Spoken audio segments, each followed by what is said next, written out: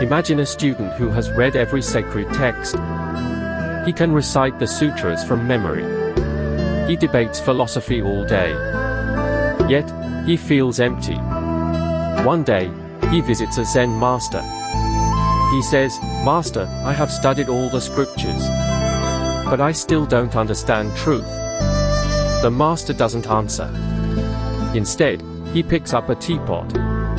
He pours tea into the student's cup. He keeps pouring. The cup overflows. Tea spills everywhere. The student jumps back. "Stop! The cup is full." The master smiles. "Exactly. How can I show you Zen until you empty your cup?" That's the power of silence. It demands you let go of everything you think you know. This isn't just a story. It's a mirror. What are you holding on to? What beliefs, ideas, or words are filling your cup? Zen says, truth isn't found in more. It's found in letting go. So, take a breath.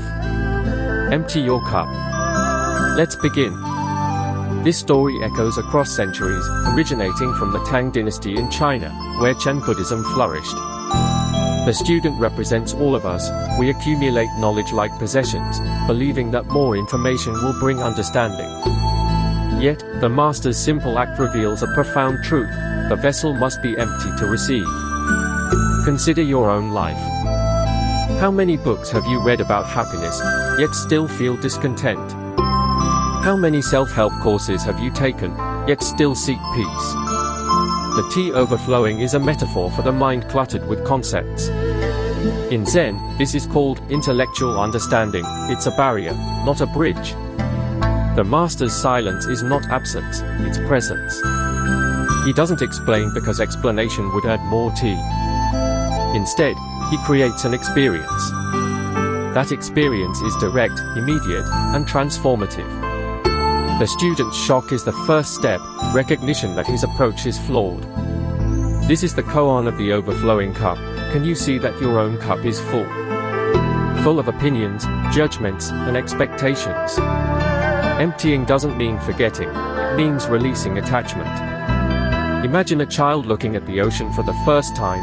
No words, just wonder. That is the state Zen invites you to. So, as you sit here, feel the weight of your own cup. Is it heavy? Let it go. The tea spills, but the cup remains. You are the cup, not the contents. What does that story reveal? It reveals a core Zen truth: words are maps, not the territory. We mistake descriptions for reality. We cling to concepts like enlightenment or peace. But those are just labels. The actual experience is beyond words. Think about it. Can you describe the taste of chocolate to someone who never tasted it? No? Words fail. Zen masters use paradoxes, like what is the sound of one hand clapping, to break your logical mind. They want you to stop searching for answers in language. Instead, they point to direct experience. Mindfulness meditation is the practice. You sit. You breathe. You watch thoughts arise and fall. You don't cling to them. You don't judge them. You just observe. This trains your mind to see through the veil of words. Here's the thing: your mind is addicted to chatter. It narrates your life constantly. But that narrator isn't you. It's a habit. Silence is the antidote. It's not about stopping thoughts. It's about noticing them without attachment. When you do, you discover a vast stillness beneath. That stillness is your true nature. It's always there. You just have to listen. This teaching is rooted in the Lankavatara Sutra, which emphasizes that ultimate reality is beyond verbal expression. The great master Huaining, the sixth patriarch, was illiterate but attained enlightenment through direct insight, not scripture. He taught that wisdom is not accumulated but realized. Consider a scientist who describes a flower's biology: petals, stamen, chlorophyll. Yet, the flower's beauty, its fragrance, its life, These escape description. The map is useful, but it's not the territory. In your daily life, notice how often you confuse the two. You say, I am stressed, but stress is a label. The actual sensation is a tight chest, rapid breath. When you drop the label and feel the sensation, it transforms. It becomes just energy. This is mindfulness in action. Practice it now, become aware of the weight of your body, the air on your skin, the subtle sounds around you. In this moment, words are unnecessary. You are experiencing directly. That is the path beyond words. The more you practice, the more you realize that silence is not empty, it's full of life. It's the background of all experience. And it's always available, waiting for you to return. Now, connect this to wisdom. Wisdom isn't knowing more facts. It's seeing clearly. In Zen, wisdom is prajna, direct insight into reality. It's like looking at a river. You can read about its currents, its depth, its history. But you don't know the river until you jump in. That's the leap of faith Zen asks for. But it's not blind faith. It's experimental faith. You test the teachings in your own life. You sit in meditation. You notice your breath. You feel the sensations in your body. And slowly, you realize, thoughts are just passing clouds. They aren't solid. They aren't you. This insight changes everything. You stop grasping for happiness outside yourself. You stop fearing loss. Because you see that your core is unchanging, peaceful. This is the wisdom of the Heart Sutra. Form is emptiness, emptiness is form. It means everything is interconnected and empty of fixed identity. Your problems, your joys, they are all transient. Wisdom is resting in that flow. It's not a destination. It's a way of being. So, how do you cultivate this? Practice. Not just on the cushion. In daily life. When you wash dishes, just wash. When you listen, just listen. No multitasking.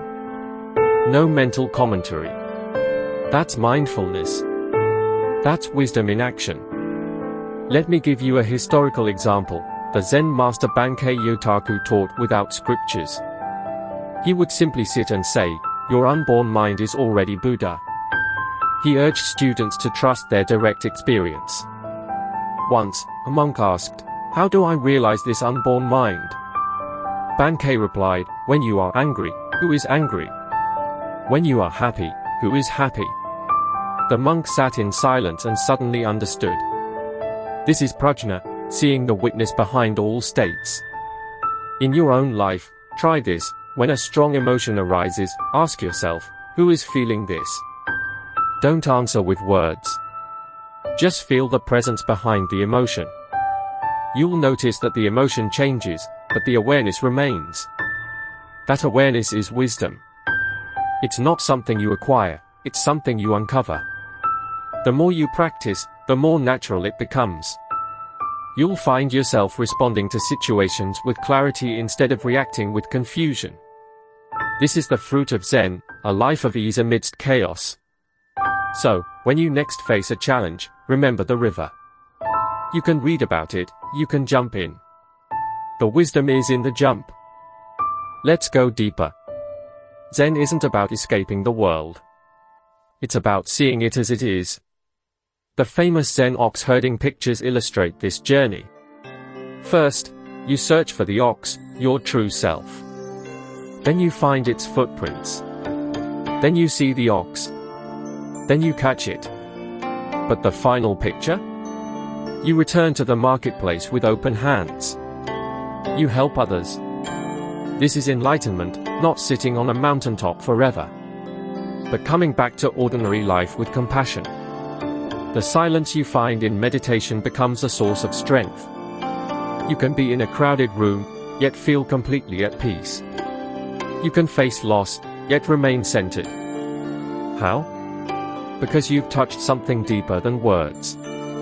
The Zen master Dogen said, to study the Buddha way is to study the self. To study the self is to forget the self.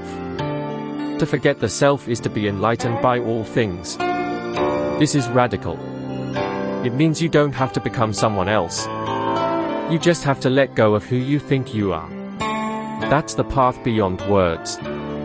It's not about adding. It's about subtracting. Strip away the labels, the stories, the fears. What remains? Pure awareness. That's your birthright.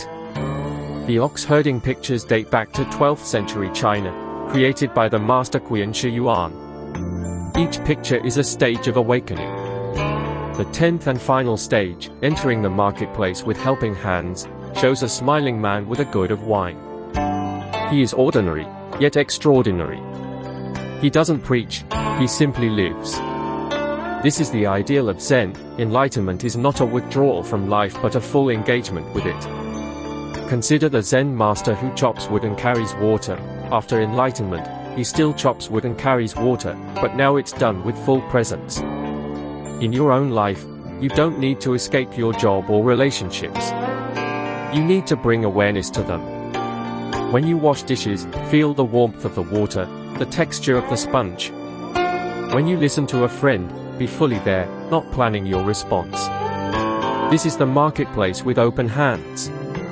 It's compassion in action. And it's possible because you've touched the silence within. That silence doesn't isolate you, it connects you. You see that everyone is on the same journey, seeking the same peace. So, you help naturally, without effort. That's the beauty of Zen, it transforms ordinary life into a path of awakening. How does this change everything? Think about your daily struggles. Stress, anxiety, relationship conflicts. They all stem from identification with thoughts. You believe the voice in your head that says, I'm not good enough, or this isn't fair. But Zen says, that voice is just a program. It's not you. When you realize this, you gain freedom. You can watch anger arise, but not act on it. You can feel sadness, but not drown in it. This is the power of mindfulness. It gives you a pause. In that pause, you choose. Not react. This is the difference between a life of suffering and a life of peace. Meditation is the training ground. Every time you sit, you build the muscle of awareness. Over time, it becomes automatic. You don't have to try. You just are aware. This is the silence that speaks. It's not a blank void. It's a vibrant, alive presence. It's the ground of all experience. When you touch it, you realize, you are not your thoughts. You are the awareness in which thoughts appear. That's a revolutionary shift. It changes how you see yourself, others, and the world. Compassion flows naturally. Because you see that everyone is caught in the same dream. You want to help them wake up. Let me share a story from the Zen tradition. A monk asked Master Zhaoju, what is the meaning of bodhidharmas coming from the West? Zhaoju replied, the cypress tree in the courtyard. The monk was confused. But the master was pointing to direct reality, not a concept, but the tree itself. This is the same principle. When you are stressed, don't get lost in the story. Look at the cypress tree. Feel your breath. Touch the ground. In that moment, the stress loses its power. You are no longer identified with it. You are the awareness that sees it. This is not a technique to avoid problems, it's a way to meet them with clarity. Over time, you'll notice that the you who was stressed is not the same as the awareness. The awareness is unchanging. It's like the sky, clouds come and go, but the sky remains. Your thoughts are clouds. Your emotions are clouds. You are the sky. So, when a conflict arises, ask yourself, am I the cloud or the sky? The answer is immediate. Then act from the sky, with compassion, not reactivity. This is how Zen changes everything. It doesn't give you a new set of beliefs, it shows you who you really are. Closing insight. Zen Master Thich Nhat Hanh said, "Silence is essential. We need silence just as much as we need air, just as much as plants need light." This isn't poetic exaggeration. It's practical. In silence, you hear the whisper of your true self. You stop seeking validation from outside. You realize you are already whole. The path beyond words isn't a rejection of language. It's a transcendence. Use words to point, but don't get stuck. Like a finger pointing at the moon. Don't focus on the finger. Look at the moon. The moon is your direct experience. So, here's your invitation. Today, take 5 minutes. Sit in silence. Close your eyes. Breathe. Let thoughts be. Don't chase them. Just be. In that moment, you are practicing Zen. You are walking the path beyond words. And that silence will speak to you. Not in words, but in a deep knowing. You are not alone. You are not separate. You are the universe experiencing itself. That's the ultimate truth. Now, go live it. Share it. And remember, the silence is always there, waiting for you to listen. This teaching is echoed by the great Vietnamese Zen master, who lived through war and exile, yet embodied peace. He said that silence is not the absence of sound but the absence of self. When you are fully present, the self dissolves, and only life remains. This is not a philosophy to believe, it's a reality to experience.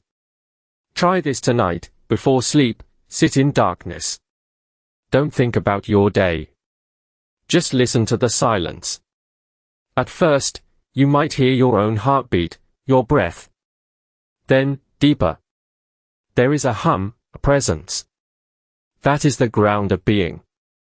It's the same silence that the student felt when the tea spilled. It's the same silence that the Zen master points to. It's your own true nature. And it's always been there. You just forgot. Now you remember.